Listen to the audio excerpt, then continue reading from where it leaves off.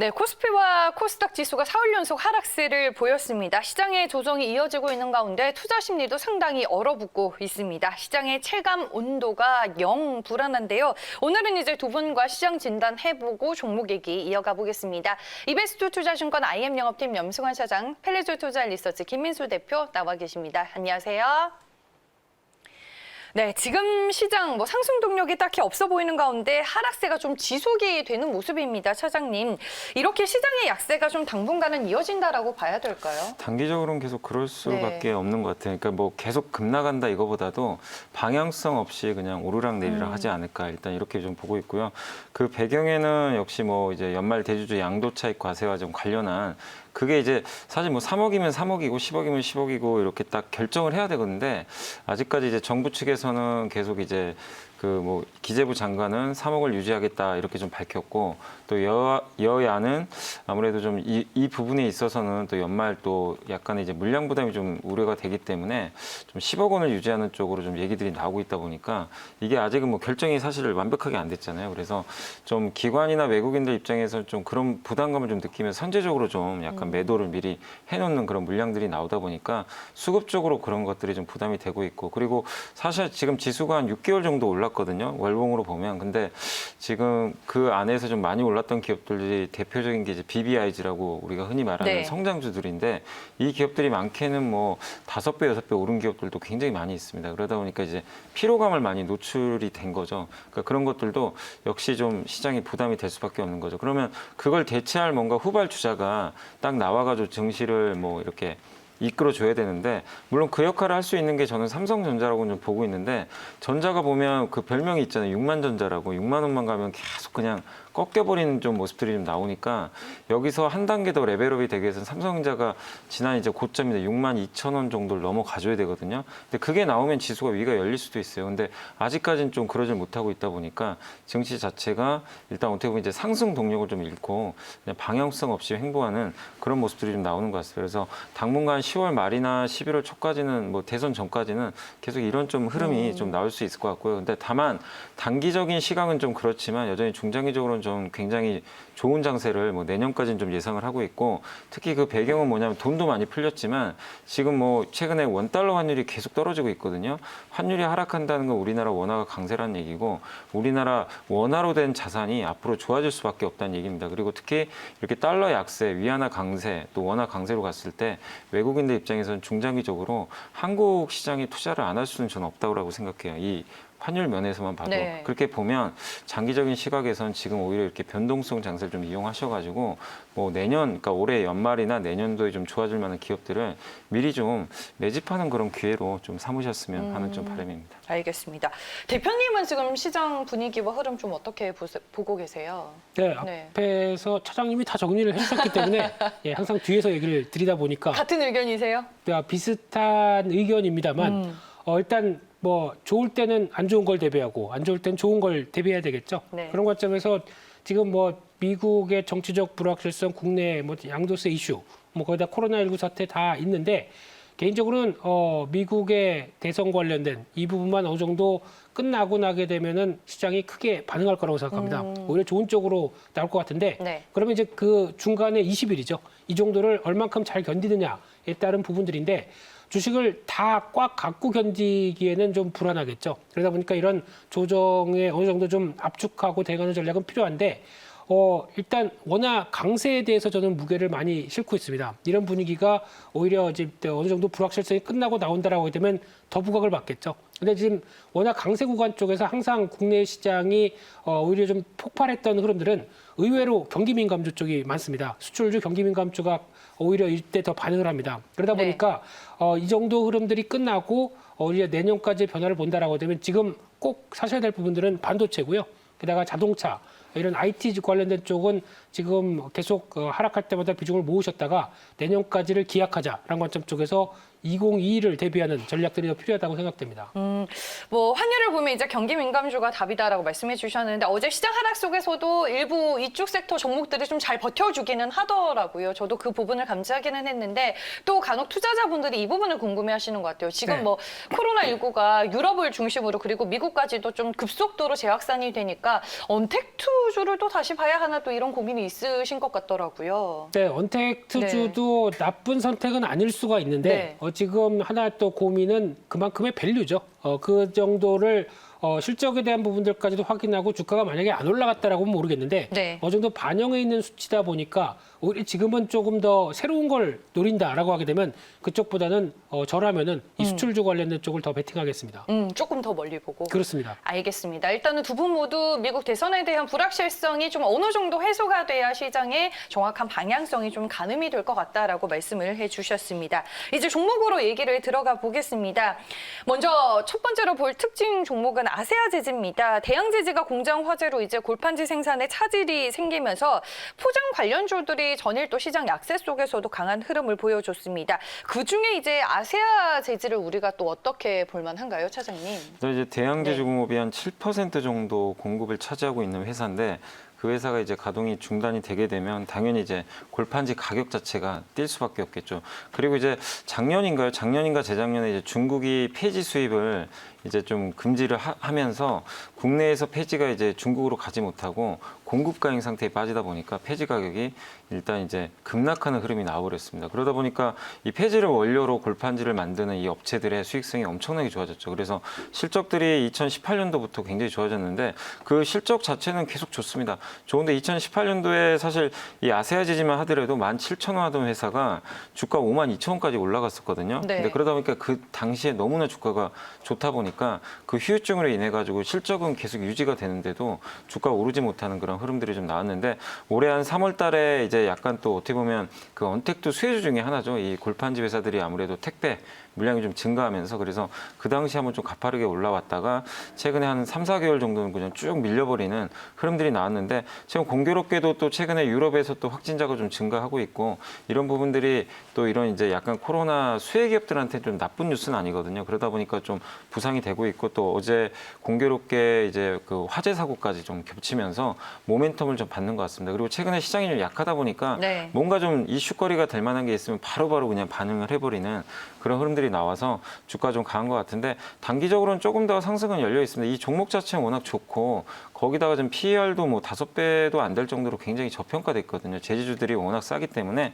충분히 좀 추가 상승은 좀 가능해 보이지만 지금 올라가는 거는 어쨌든 그런 화재 이슈에는 좀 단기 모멘텀이니까 너무 뭐 긴 호흡보다는 이번 그 상승 파동은 좀 짧게 대응하실 필요는 저는 있다라고 좀 말씀드리고 싶고 일단 일봉상으로 보시면 저 위쪽에 한 32,000원 정도에서 약간 저항이 있거든요. 물론 많이 가면 34,000원도 보이는데 한 32,000원, 4,000원 갔을 때는 한번 또 수익 실현하시면서 좀 다음 타이밍을 기다려보는 전략이 필요할 것 같습니다. 알겠습니다. 일단은 뭐 생산과 공급 차질로 인해서 추가적인 상승을 기대해 볼 수 있다라고 단기적으로 말씀을 해주셨습니다.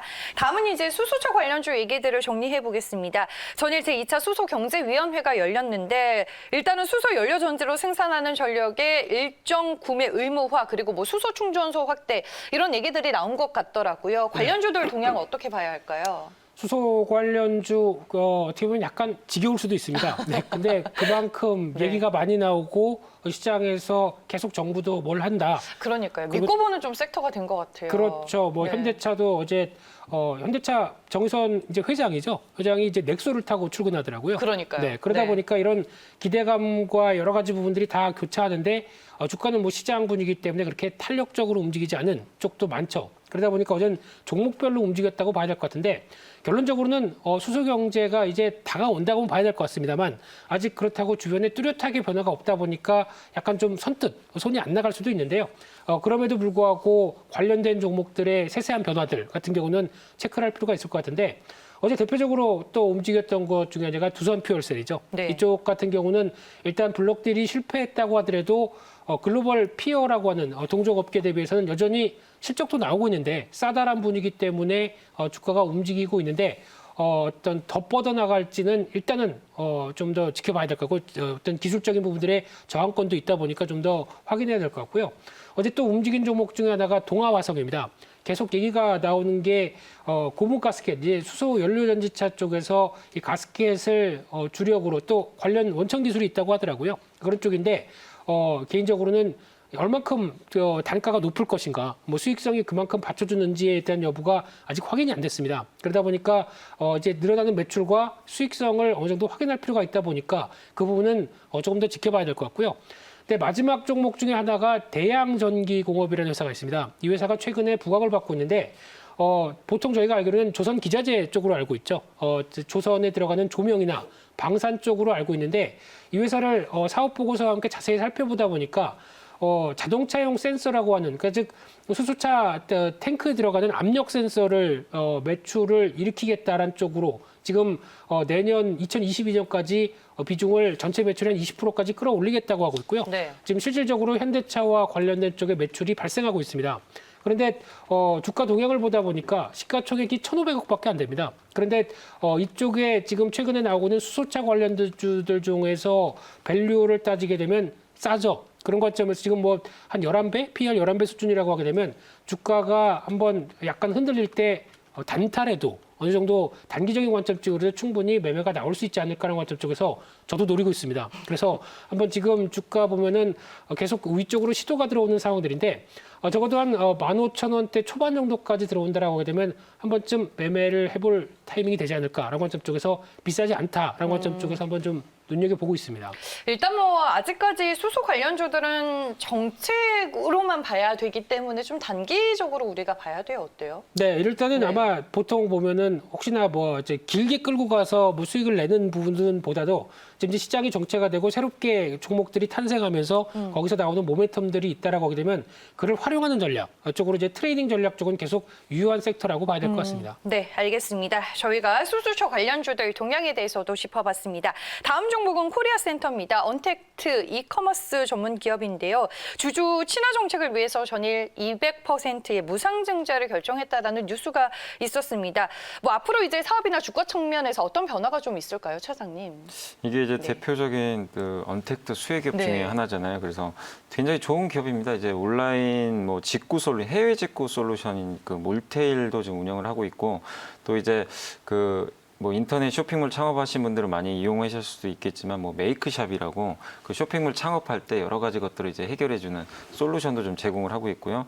또 거기다 팟캐스트 이제 팟빵이 있습니다. 팟빵이 이제 국내 1위 업체인데 그 회사 이제 지분도 갖고 있을 정도로 상당히 좀 고르게 어떻게 보면 이제 언택트 비즈니스에 좀 최적화된 그런 기업으로 알려져 있고, 실적도 그 당시에 한 2분기에 굉장히 잘 나와가지고, 예, 그래서 네. 주가를 많이 갔었는데 최근에 좀 부진했었죠. 그래서 전체적으로 실적 대비해서는 그렇게 좀 비싸지 않은 그런 상황들인데, 일단 지금 원달러 환율이 좀 계속 떨어지고 있는데 저는 이 회사가 주가 왜 안 올라가는지 좀 이해가 안 되더라고요. 왜냐하면 환율이 떨어지게 되면 우리나라 이제 그 소비자들 입장에서는 해외 주가가 너무 좋은 환경으로 좀 바뀔 수밖에 없거든요. 물론 예전보다 환율 레벨이 과거에 비해서 아직도 높은 건 사실이지만 이 추세 자체가 앞으로 떨어진다고 봤을 때는 이 해외 직구 쪽이 계속 활성화될 가능성이 좀 굉장히 높다고 좀 생각합니다. 그리고 연말로 갈수록 미국의 이제 또 블랙 프라이데이 같은, 소비 시즌. 예, 그러면 네. 결국 이번에도 보니까 뭐 LG전자의 TV 엄청나게 좀 싸게 팔더라고요. 아마존 프라임데이에서. 그러니까 그런 걸 보면 환율까지 겹쳐서 굉장히 좋은 모멘텀을 좀 받을 수 있다고 좀 생각을 하고 있어요. 거기다 이제 무상증자 했다는 건 그만큼 우리 회사가 좋다라는 걸 또 대내외적으로 알리는 거거든요. 그래서 네. 굉장히 긍정적이고, 그래서 주가 상승 저는 한 충분히 지난 고점인 24,000원까지도 올라갈 수 있다고 좀 생각을 하고 있고요. 다만 이제 이번 달 30일 날이 신주 배정 기준일이니까 무상증자, 그래서 10월 28일 정도 종가 기준으로 이 주식을 갖고 있어야만 그 무증을 좀 받을 수 있다는 것만 좀 네. 참고를 해주시면 좋겠습니다. 알겠습니다. 코리아센터까지 마지막 특징주로 저희가 만나봤습니다. 이제 오늘의 관심주 살펴볼 텐데요. 대표님 어떤 종목이죠? 네, 일단 네. 시장이 답답하다 보니까 네. 이런 때 혹시나 뭐 테마로 부각될 수 있을 만한 종목 중에 하나로 JC케미칼이라는 회사를 말씀드리고 싶은데요. 쉽게 말씀드리면 바이오 디젤, 바이오 중유 관련된 쪽입니다. 네. 그러다 보니까 그냥 바이든 후보의 친환경 정책 쪽의 수혜다라는 쪽도 요즘 이런 친환경 쪽 관련된 쪽을 계속 발굴하는 분위기다 보니까 혹시 그쪽에 대해서 변화가 나오지 않을까 싶은데 최근에 동향 보게 되면 원유 정제 시설도 미국에서는 벌써 이런 바이오 디젤 쪽으로 생산 설비가 전환되고 있고요. 글로벌 선사도 이쪽을 쓰겠다라는 입장들이 나오다 보니까 수요는 점진적으로 늘어날 것 같은데 이 회사가 이쪽을 주력으로 하는 회사죠. 그러다 보니까 기대감은 계속 남아있을 수 있지 않을까라는 관점인데 보다 보니까 주가가 고점에서 한 3일 정도 좀 강하게 밀렸습니다. 그러다 보니까 지금 약간 단기 지지권 쪽에 들어오는 쪽에서 한번 되돌림과 함께 변화가 나온다라고 하게 되면 주가의 탄력을 좀 기대할 수 있지 않을까라는 관점 쪽에서 일단 지금 지금 매수가는 6주선대 초반이면 큰 무리 없을 것 같고요. 한 직전 고점대 한 8,000원대 쪽까지 잡아보면서 손절가는 5,500원으로 대응한 전략에 포커스를 맞추겠습니다. 네, 알겠습니다. 오늘 소개해 주신 종목 JC 케미칼입니다. 목표 주가 8,000원 가격 전략으로 참고해 보시길 바라겠고요. 두 분 말씀은 여기까지 듣겠습니다. 지금까지 펠리즈 투자 리서치 김민수 대표, 이베스 투자증권 IM 영업팀 염승원 차장과 함께했습니다. 다음 주에 뵐게요. 고맙습니다.